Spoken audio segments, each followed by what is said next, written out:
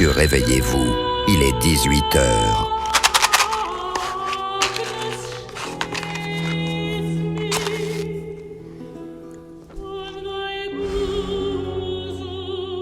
Tenez votre journal. Merci mon brave Maurice. Ah, les gros titres du Gaulois. Mais Maurice, qu'est-ce que vous faites là ? Vous êtes censé être sur la route pour l'Angleterre ? Mettre ma fille Nicotine à l'abri ? Mais monsieur, je n'existe plus que dans votre imaginaire. Je suis mort depuis longtemps. Oui, c'est vrai que vous êtes mort en 1910, mais ça me fait du bien de croire que vous êtes là. Monsieur a toujours été un peu con. J'aurais peut-être dû choisir quelqu'un de moins direct comme compagnon de pensée. Oui, en effet, Maurice est mort depuis 15 ans. Sa mort m'a extrêmement perturbé. Je m'en suis jamais vraiment remis, et je lui parle. Et c'est à cause de moi s'il est mort. Mais bon, pour l'instant, je n'ai pas le cœur à vous raconter cette histoire. Sinon, pour la police scientifique, la dent de chien trouvée hier sur la scène de crime n'était pas une dent de chien, mais une dent de loup. Je me rappelle vaguement des gros titres du Gaulois. Toujours pas de nouvelles de la louve échappée du zoo de Vincennes. La louve échappée du zoo de Vincennes ? Le bourreau solitaire a un loup ? Ça devrait être facile à repérer, un loup, non ? Ça se remarque, ça traîne pas à tous les coins de rue, un loup. Il est environ 18 heures. Je suis au Ramondin. J'ai aménagé mon bureau en petite crypte. J'ai mis un tableau de monnaie au mur pour égayer. C'est la crypto-monnaie.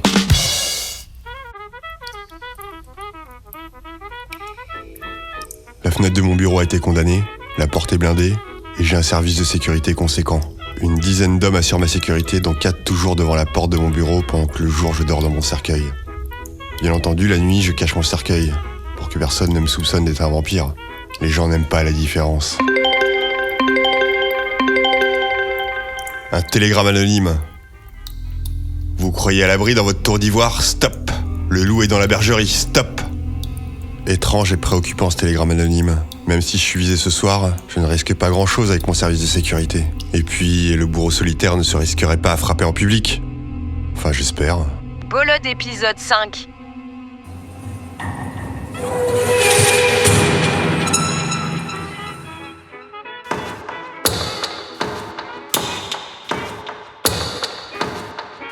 Je descends dans la salle principale du cabaret. J'ai très faim. Je vais voir si je perçois quelque chose de louche. Il est encore tôt, l'ambiance est plutôt calme. J'observe si je vois des choses inhabituelles ou des gens louches. Il y a bien Salvador Dali. Il a toujours été un peu bizarre. Il est accompagné de sa femme, une petite nerveuse. Rachida Dali. Bon, d'autres gens louches ?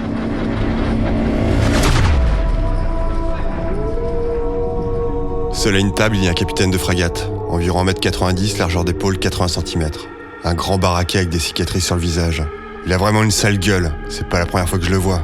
Sur son uniforme d'officier, il a un écusson en forme de losange à sa veste, avec l'encre des troupes de marine françaises. À sa ceinture, il porte un sabre et un pistolet.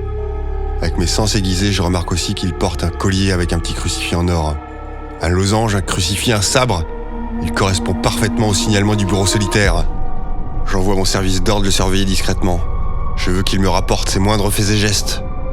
J'envoie un télégramme au commissaire Pichard pour lui faire part de ma découverte. Pichard, venez vite, stop. J'ai un individu aura, stop. Mondain qui correspond, stop. Au bout, stop. Ro solitaire, stop. J'arrive avec des renforts, stop. Bisous, stop. Oh là là, Pichard, le fameux commissaire des bisous. Sur scène, le magicien fait ses petits tours de passe-passe. Des lapins, des cartes, des trucs de ringard, ouais. Je m'installe à ma table dans la pénombre, en jetant un œil sur le grand marin louche. Un petit lapin blanc trop mignon vient me voir. Bah alors Chouquette, tu veux une carotte ? C'est Chouquette, le célèbre lapin du magicien. Il est à mes pieds. Bah oui, ma Chouquette. Viens dans les bras, papa Chouquette. Mon petit lapinou d'amour. Oh, mon petit sucre d'orge. Fais des bisous à papa. Oh, les bisous pour Chouquette. Personne me regarde, je prends une gorgée de bourbon et je croque Chouquette. Monsieur, sérieusement, vous avez tué Chouquette ? Oui, bah, j'avais faim. Vous savez plus ce que c'est, la faim, vous êtes mort.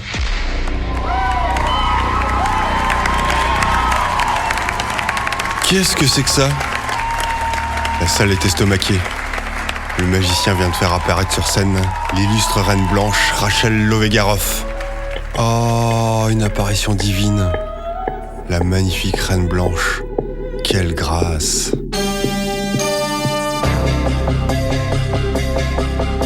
Quand je t'aime, j'ai l'impression d'être un roi, un chevalier d'autrefois, le seul homme sur la terre.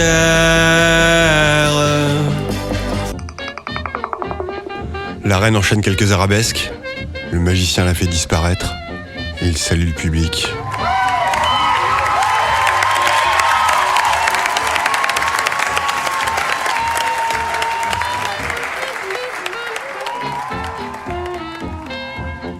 On enchaîne par un spectacle de jazz qui se passe dans la jungle.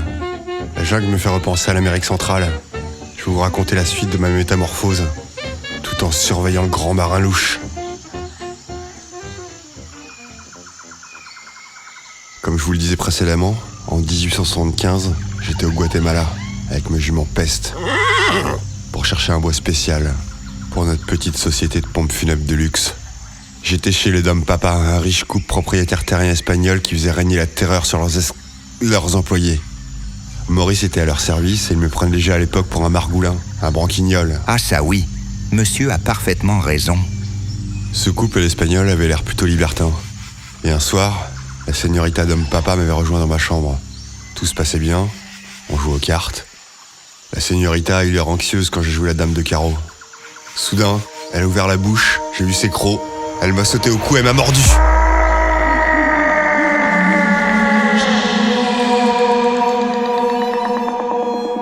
La transformation a duré 3 jours et 3 nuits.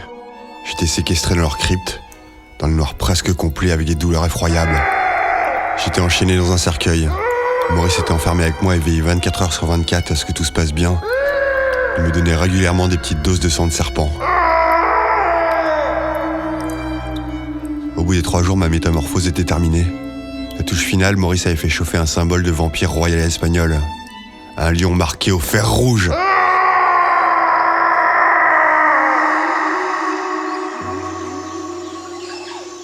Nous sommes sortis de la crypte. Il faisait nuit. Une vision d'horreur. La propriété des Dom Papa avait été partiellement brûlée. Dans la cour, les corps calcinés des Dom Papa. Ils gisaient à même le sol. Ils avaient reçu un pieu dans le cœur. Nous avons interrogé les employés. Cabron, mi corazón vampiro! ¿Qué? Cabron, mi corazón vampiro! Del guacamole. ¿Qué dices? Oh là, il comprend rien, lui. Laissez-moi faire, monsieur.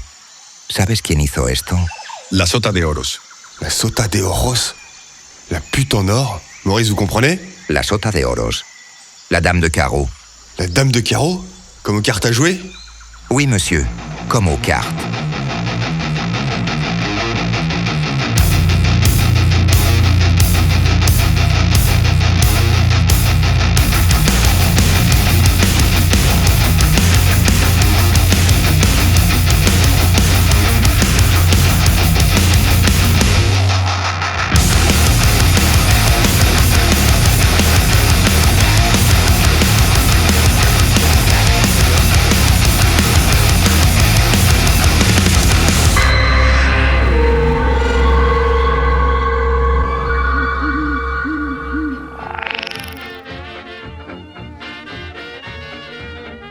Le grand marin louche n'a pas bougé de sa table. Il est en train de dîner. Pichard débarque avec ses hommes. Je lui fais un signe de loin pour désigner la table du grand marin. Le marin voit les policiers, il s'enfuit. Il renverse quelques tables, il monte sur la scène et court dans les coulisses. Les policiers le poursuivent. Il y a des échanges de coups de feu. Les clients sont terrorisés.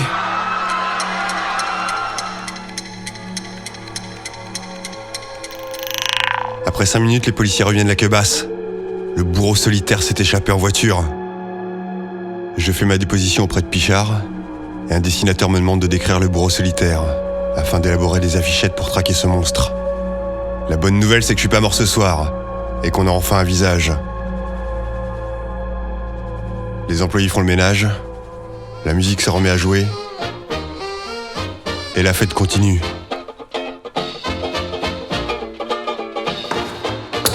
Bon, je suis dans mon bureau pour envoyer un télégramme à ma fille, pour savoir si elle est bien arrivée à Londres.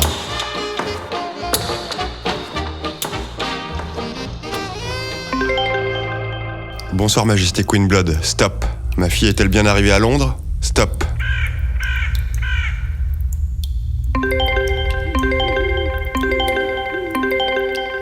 Bonsoir, roi Bolode, stop. Pour l'instant, toujours pas de nouvelles, stop. Il est 23h. Ça fait 3 heures qu'elle aurait dû arriver. J'espère que ce n'est qu'un contretemps. Sinon, c'est préoccupant. Monsieur Pichard est avec le président Gaston Doumergue. Ils veulent vous voir. Et ils ont une bonne surprise pour vous. Ils veulent vous présenter la Reine Blanche, Rachel Lovegaroff. Mais Maurice, vous n'existez que dans mon inconscient. Comment vous le savez? Monsieur, vous perdez la tête. Un employé vient de vous l'annoncer. Deviendrai-je un peu fou? Ou tout cela n'est qu'un mauvais rêve?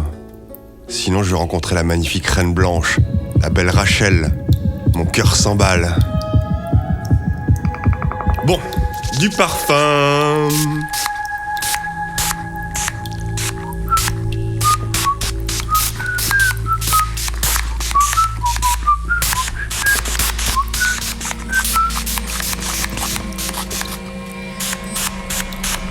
Bon, j'ai un peu abusé sur le parfum, mais depuis l'autre soir, je sens encore le vomi. Avec toute cette histoire, je n'ai pas eu le temps de me changer. Je suis tellement impatient, j'ouvre la porte de mon bureau en attendant mes convives. Devant, les gardes du corps jouent à la belote. Edis de Derme, tiens, prends Rachel dans ta margoulette. Pourquoi vous parlez de Rachel? Aux cartes, Rachel, c'est la reine de carreau. Quoi? L'illustre reine blanche Rachel Lovegaroff, dans le balai, le foulard rouge à carreaux. Rachel, c'est la reine de carreau, d'où le losange sur la dernière scène de crime. La dent de loup, Lovegaroff. LG pour Louve-garou. La diseuse de Bonaventure, la pièce en argent. Pour faire une balle en argent et tuer les loups-garous, y'a que ça qui peut les tuer. C'est donc Rachel Lovegaroff, le bourreau solitaire. C'est donc elle aussi qui a tué les dents de papa. C'est la reine des loups-garous. Les loups-garous, les ennemis jurés des vampires. Tout était sous mon nez, je n'ai rien vu. Pichard, le président et la reine blanche sont au bout du couloir. Un cercueil pour Edgar, la version Bolode. Un vampire, des loups-garous, un héros qui parle à un mort. Vous vous dites que l'auteur a repris la drogue? La suite dans le prochain épisode.